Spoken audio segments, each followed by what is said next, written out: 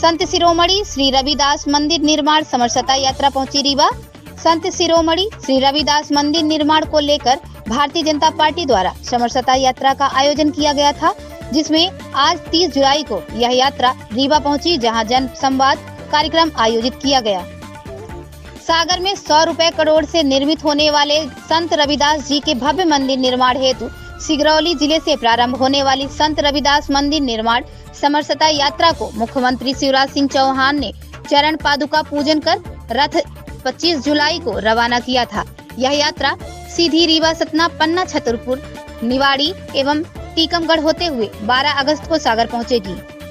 आज यह भव्य यात्रा रीवा पहुंची, जहां रायपुर करचुलियान में एक जन संवाद कार्यक्रम का आयोजन किया गया।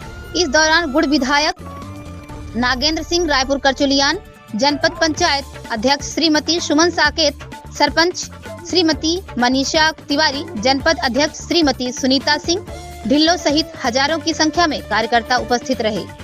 इस दौरान गुड़ विधायक श्री नागेंद्र सिंह ने कहा कि उन्होंने वह दिन भी देखे हैं जब छाता लेकर निचले तबके के लोग चल नहीं पाते थे, वह जूते नहीं पहन पाते थे। उस समय छुआछूत मिटाने का जो काम संत रविदास ने किया वह अद्भुत है।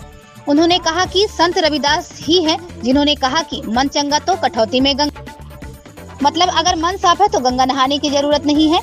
संत शिरोमणि रविदास जी का जन्म ऐसे समय में हुआ था जब उत्तर भारत के कुछ क्षेत्रों में मुगलों का शासन था। चारों ओर अत्याचार, गरीबी, भ्रष्टाचार व अशिक्षा का बोलबाला था। उसमें मुस्लिम शासकों द्वारा प्रयास किया जाता था कि अधिकांश हिंदुओं को मुस्लिम बनाया जाए। संत रविदास की ख्याति लगातार बढ़ रही थी, जिसके चलते उनके लाखों भक्त थे, जिनमें हर जाति के लोग शामिल थे। यह सब देखकर एक प्रसिद्ध मुस्लिम सदना पीर उनको मुसलमान बनाने आए। उनका सोचना था कि रविदास मुसलमान बन जाते हैं तो लाखों भक्त भी मुस्लिम हो जाएंगे। ऐसे सोचकर उन पर हर प्रकार से दबाव बनाया गया, लेकिन वो संत रविदास थे, उन्हें किसी हिंदू या मुसलमान से नहीं, मानवता से मतलब था। संत रविदास जी बहुत ही दयालु और दानवीर थे। संत रविदास जी अपने दोहों पदों के माध्यम से समाज में जातिगत भेदभाव को दूर कर सामाजिक एकता पर बल दिया और मानवतावादी मूल्यों की नींव रखी। रविदास जी ने सीधे सीधे लिखा है कि रैदास जन्म के करने को ना कोई नीच, नरकू नीच कर डारिये, ओहे कर्म की नीच। यानी कोई भी व्यक्ति अपने कर्म के हिसाब से नीच नहीं होता है, वह नीच होता है सिर्फ अपने कर्म के हिसाब से।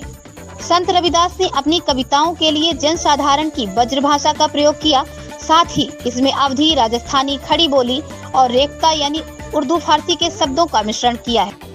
रविदास जी के लगभग 40 पद सिख धर्म के पवित्र धर्म ग्रंथ गुरु ग्रंथ साहिब में सम्मिलित किए गए हैं। बनारस में संत रविदास का भव्य मंदिर और मठ है, जहां सभी जाति के लोग दर्शन करने के लिए आते हैं।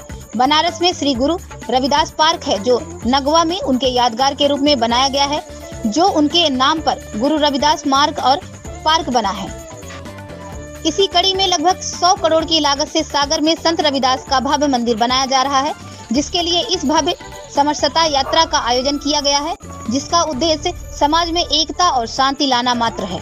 साथ ही उन्होंने भारतीय जनता पार्टी की विभिन्न योजनाओं जैसे लाडली बहना योजना, सामाजिक सुरक्षा पेंशन योजना, बिजली की उपलब्धि, कोरोना के बाद सरकार की मदद आदि का भी उल्लेख किया गया है।